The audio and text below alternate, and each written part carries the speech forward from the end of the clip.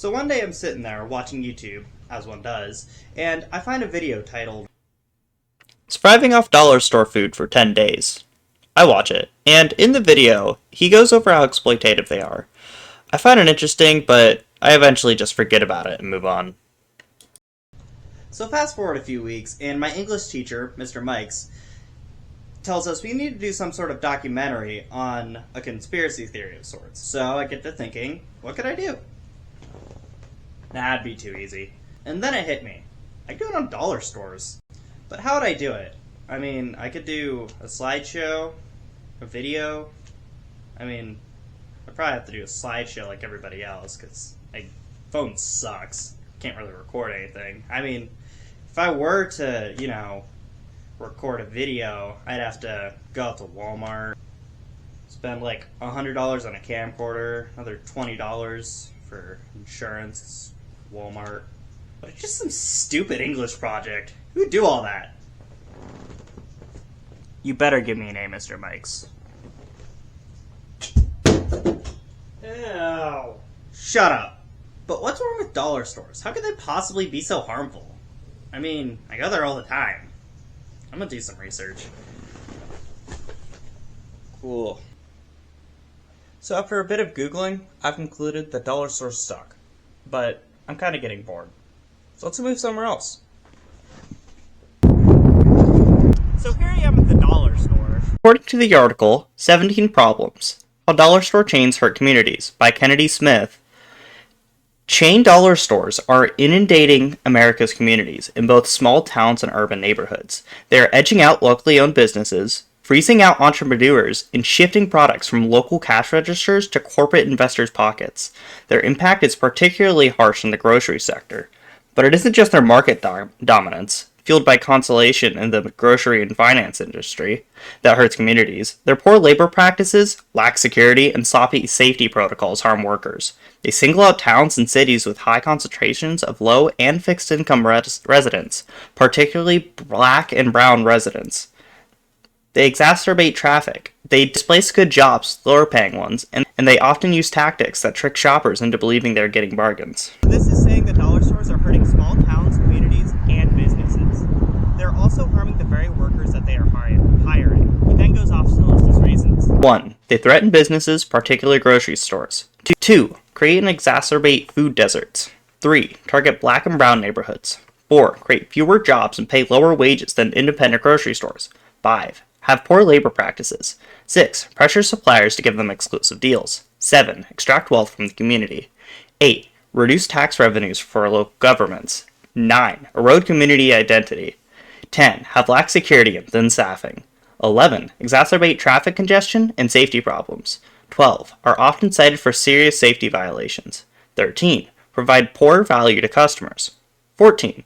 Sometimes use illegal or restrictive business practices. 15. Can create or exacerbate stormwater runoff problems. 16. Development sometimes destroys important natural and historic resources. And 17. Buildings are purpose-built and challenging to reuse. It goes into detail about each of these points, but I don't have all day, so I'm just going to skip a few. But if you want to read the article or anything, it's in the description. So let's start with the first point. Let's start with the first point. Chain dollar stores threaten existing and potential businesses, particularly grocery stores. When dollar store chains open, it almost always cuts into the sales of local businesses. But dollar stores use their hefty market muscle to make it virtually impossible for other businesses to successfully compete. With plenty of cash from shareholders and institutional investors, chain dollar stores have the resources to lose money indefinitely in a community until their competitors have folded. This is an enormous problem for grocery stores in particular, which have razor-thin profit margins. Cutting into a grocery store's sales, even a small bit, can endanger its survival. Food is what customers buy most often in dollar stores, making dollar stores a clear threat to grocery stores' survival or creation.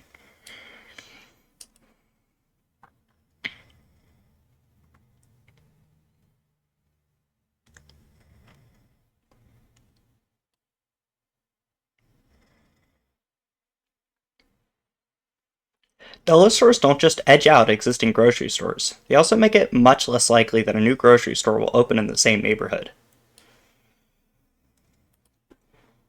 I think that dollar stores have so much money that they're actually able to sell things for so cheap that they're losing money. And because doing this, people stop buying at grocery stores and buy here because it's cheaper.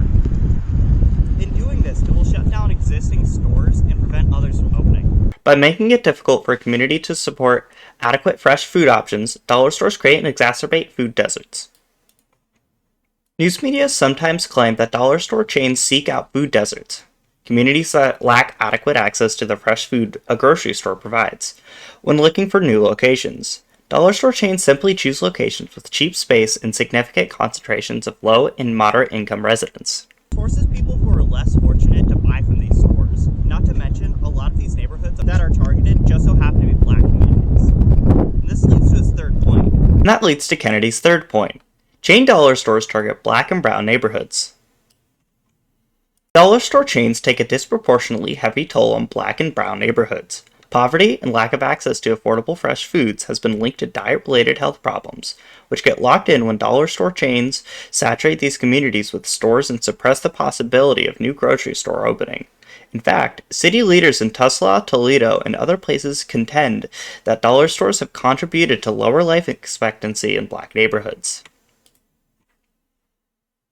They're forcing the poor to get poorer and the rich to get richer, which is as scummy as it gets. Not only that, it is also lowering the life expectancy, and they do not care at all. I'm going to read his fourth and fifth points at the same time because I believe they're pretty related. Number 4. Chain dollar stores create fewer jobs and pay lower wages than the grocery stores they often displace. And number 5. Dollar store employees suffer from their company's poor labor practices. The fourth point states, chain dollar stores hire fewer people than the grocery stores they often force out of business. Dollar General stores hire an average of 6 people, for example, while small, independently owned grocery stores employ an average of 14. In addition, dollar chains pay their workers poorly. An astonishing 92% of Dollar General workers earn less than $15 per hour, the worst of 66 large service sector firms. In 2019, the median annual salary for a Dollar General worker was just $14,571, while former CEO Todd Vassos earned 986 times the median employee salary. Store managers earn around $40,000 and routinely work long hours, but because of their management status, they are not eligible for overtime pay. In their fifth point, he states, chain dollar stores have earned notoriety for their low pay, but they have also come under fire for other labor policies and practices as well. Many of these are the result of their sparse staffing, requiring workers to multitask to keep overhead costs low. Store managers complain that they must work long hours to meet their goals because they cannot adequately staff their stores and their thin payroll budgets. Workers are also often required to sign arbitration agreements, keeping potential labor-related lawsuits out of the courts and out of the public eye. So not only are dollar stores underpaying their employees, they're also overworking them and forcing them to sign agreements so they can't voice their struggle. Now I'm gonna skip all the way into the 12th point. Number 12. Dollar store chains are often cited for serious safety violations. The Occupational Safety and Health Administration, OSHA, fined Dollar Tree more than $9.3 million between 2017 and 2022 for piling boxes in aisles and storage rooms, blocking emergency exits and creating trip hazards for workers and shoppers. In an OSHA statement, an agency official said that Dollar Tree stores have a history of not taking the safety of its workers and customers seriously. In 2019, the FDA sent a warning letter to Dollar Tree for sourcing over-the-counter medications sold under the Dollar Tree's Assured brand label from foreign companies that significantly violate the current good manufacturing practice regulations. These stores are also unsafe in many locations and have been warned and fined. Is that really the type of shop you would want to buy at? Moving on to the 13th point. Number 13. Dollar store chains provide poor value to customers. To keep prices low, dollar stores sometimes reduce the amount of the product in a package while keeping the price the same, a practice sometimes called shrinkflation.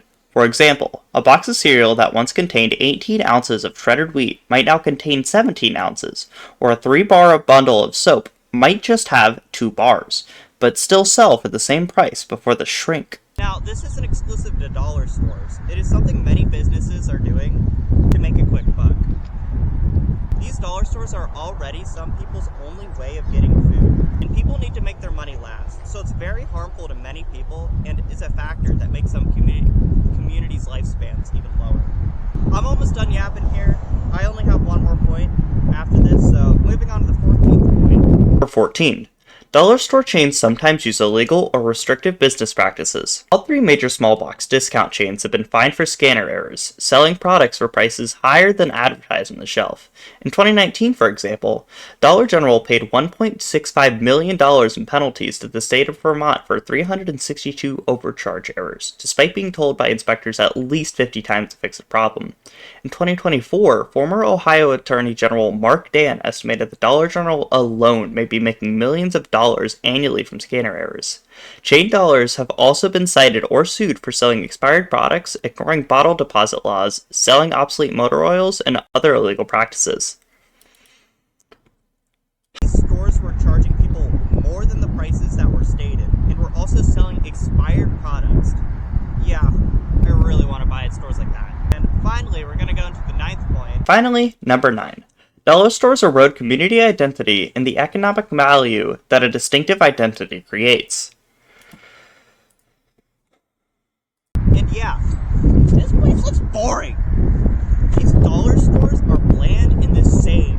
And I'm not the only one who thinks so. Opinion: Everything Wrong with Dollar Stores by Jasmine Shackelford.